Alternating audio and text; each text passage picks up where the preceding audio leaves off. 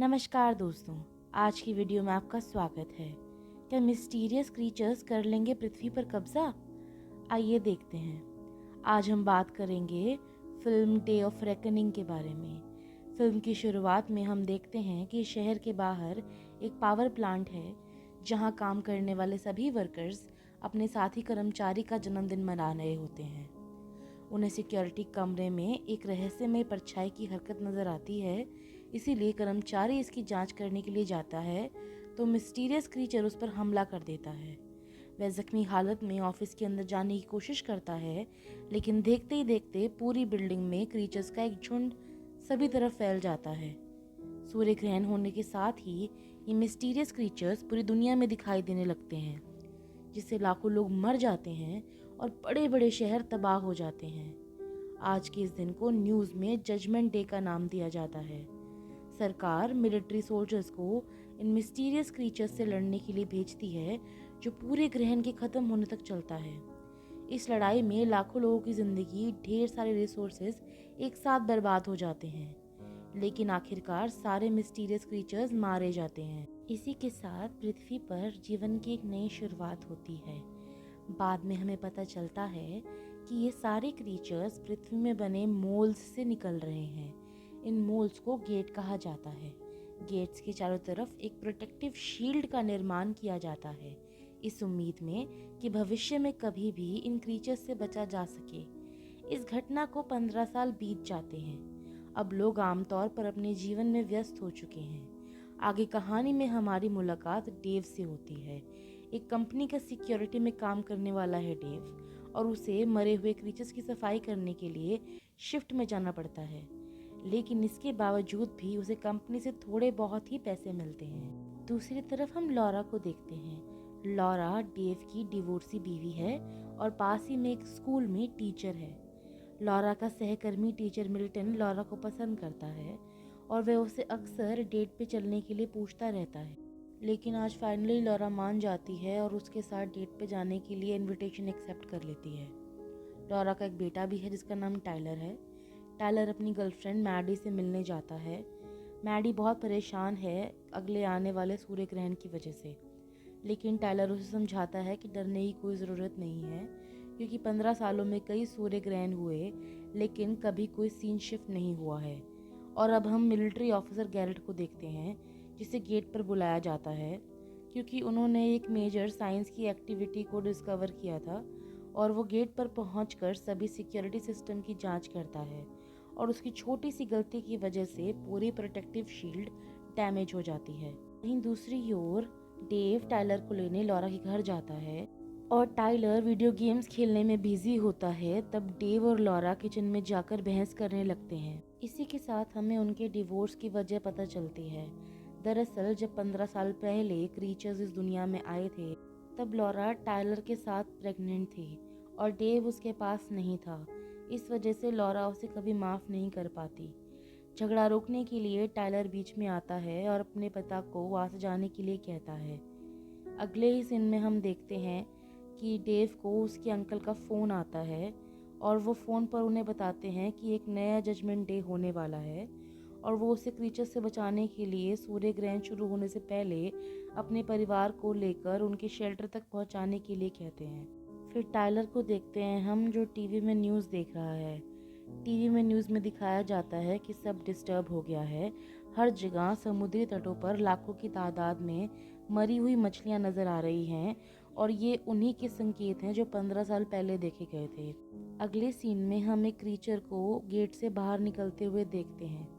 इस समय Laura Dave को फ़ोन करती है और कहती है कि मैंने न्यूज़ देखी है और तुम टेलर को लेकर घर आ जाओ, क्योंकि मिल्टन ने हमारे शेल्टर का बंदोबस्त कर लिया है।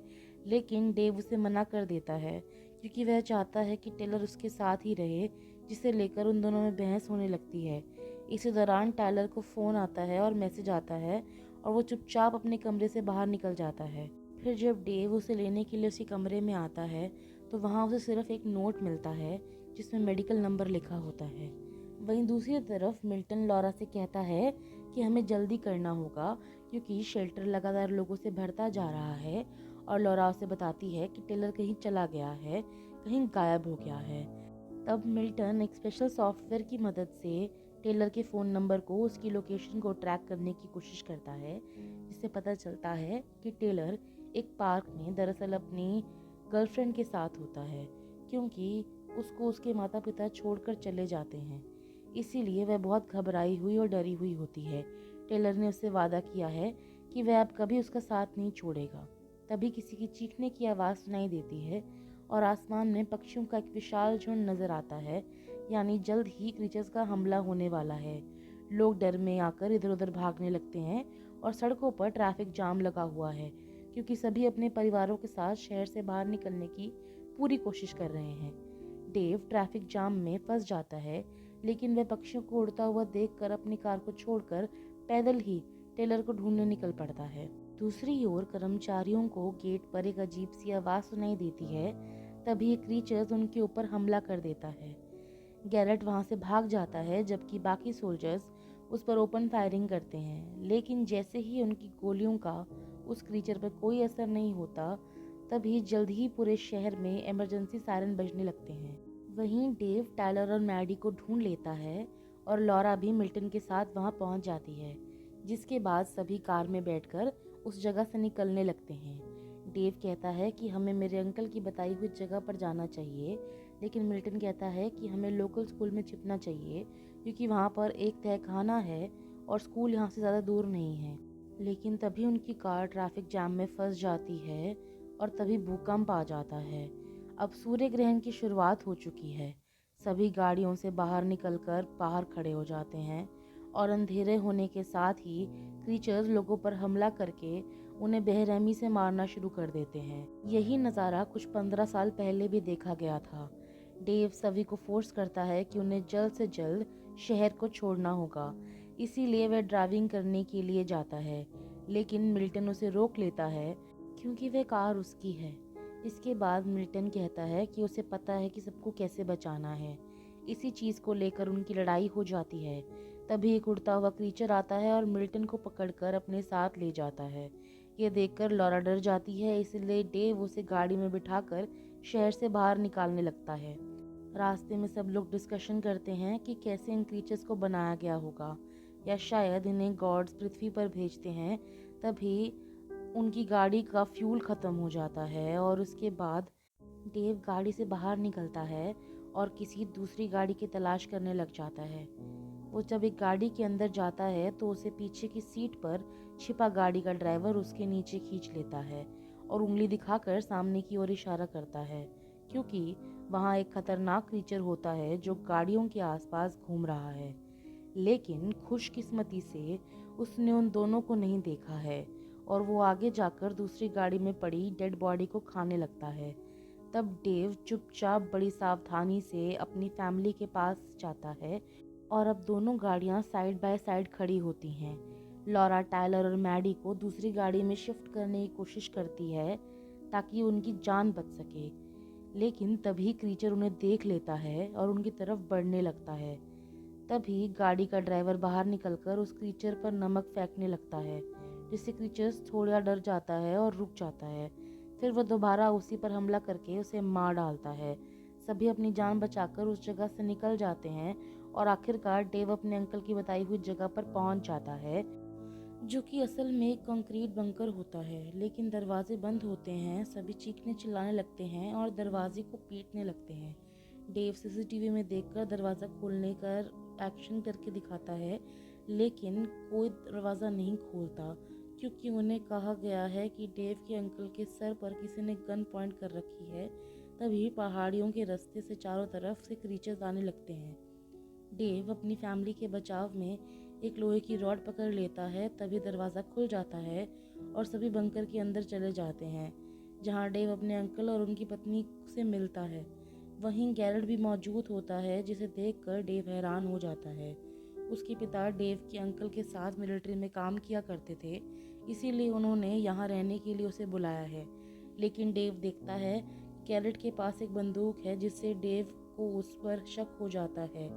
लेकिन बाद में सभी साथ बैठकर खाना खाते हैं और उन्हें मॉनिटर पर दिखाते हैं कि कैसे क्रीचर्स लगातार दरवाज़ा तोड़ने की कोशिश कर रहे हैं।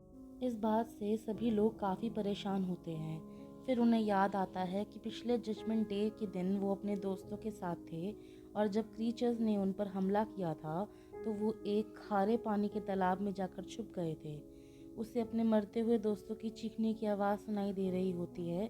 वह बताता है कि क्रीचर्स की बॉडी सूर्य की रोशनी से जलती है, इसीलिए वो सूर्य ग्रहण के समय अंधेरे में निकलते हैं। फिर साइड पर डेव के अंकल डेव को एक चाकू पकड़ाते हैं और उसे छुपाने के इशारा करते हैं। तभी गैरेट कहता है कि तुम सब आराम करो, मैं जाकर निगरानी करता हूँ। लेकिन डेव के अंकल किसी को भी सोने से मना करते हैं और सबको गेम्स खेलने के लिए इनवाइट करते हैं। उसके बाद वो डेव की तरफ इशारा करते हैं, मगर गैरेट उनका इशारा समझ जाता है और अपनी गन बाहर निकाल लेता है। इसलिए डेव को चाकू नीचे रखना पड़ता है और फिर गैरेट खुलासा करता है कि डेव के अंकल उसे यहाँ रहने नहीं दे रहे थे, लेकिन स्टेला को उन पर दया आ जाती है और स्टेला की वजह से उनकी जान बच जाती है।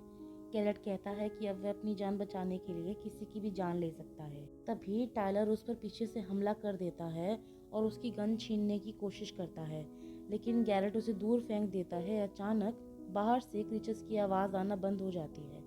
तभी एक छोटा सा क्रीचर्स खिड़की कूदकर अंदर आ जाता है और स्टेला की गर्दन पर काट लेता है। केव के अंकल कोशिश करते हैं कि वो स्टेला की गर्दन से उस क्रीचर को अलग कर दें और उस पर जल्द ही नमक डाल देते हैं।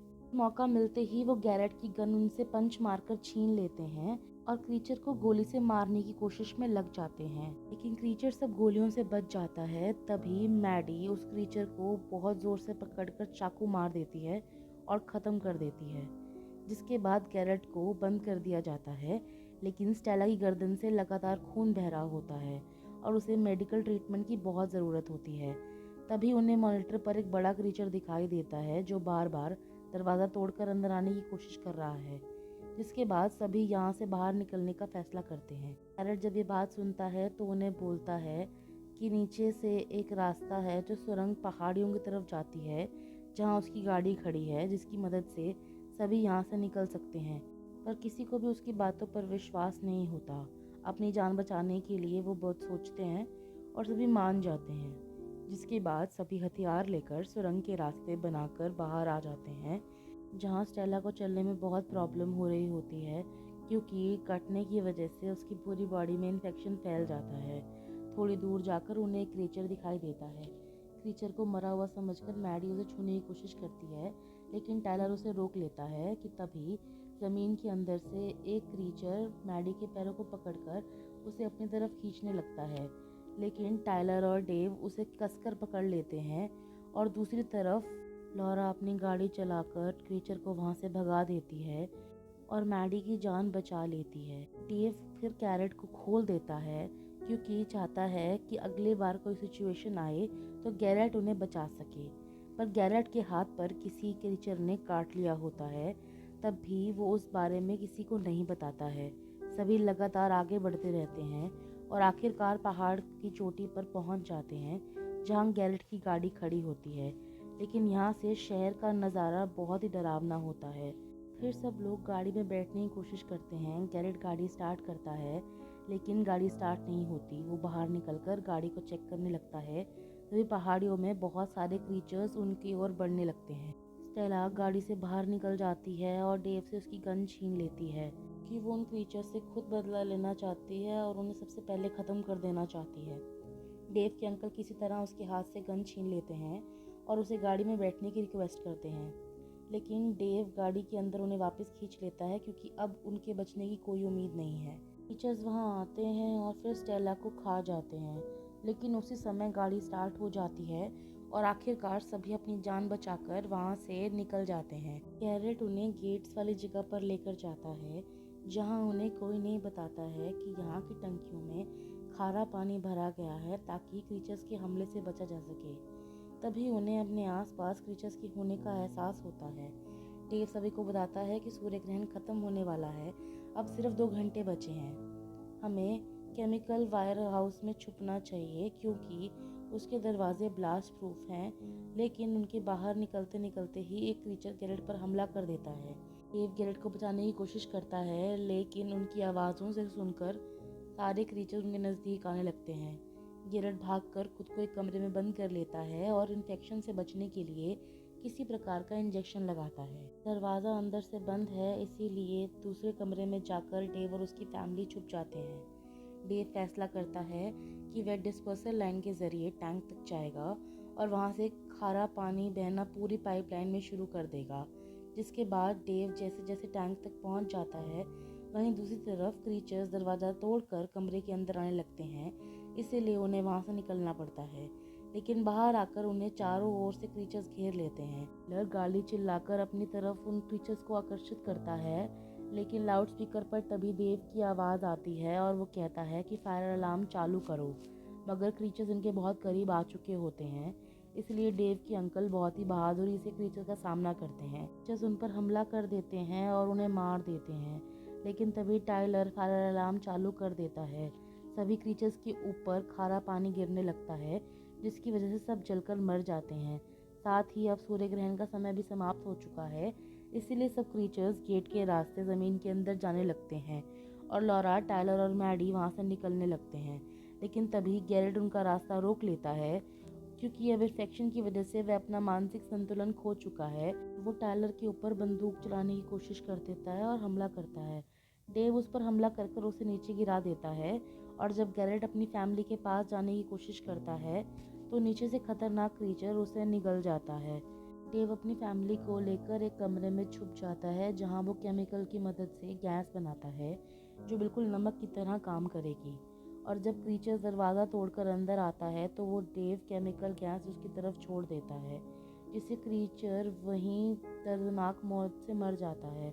आखिरकार डेव खुद को और अपने परिवार को सुरक्षित रखने में कामयाब रह जाता है और हमें दिखाया जाता है कि शहर बर्बाद हो चुका है, लेकिन इंसान अभी भी एक नई शुरुआत करने के लिए पूरी तरह से तैयार है। और इसी के साथ बेहतरीन फिल्म ख़त्म हो जाती है। अगर आपको हमारा ये रिव्यू अच्छा लगा तो वीडियो को लाइक ज़रूर करें, चैनल को सब्सक्राइब करें क्योंकि ये मुफ्त है, और इस वीडियो को ज़्यादा से ज़्यादा लोगों के साथ शेयर करें। हमें अपने व्यूज़ कमेंट्स में बताएं। आज के लिए इतना ही, धन्यवाद।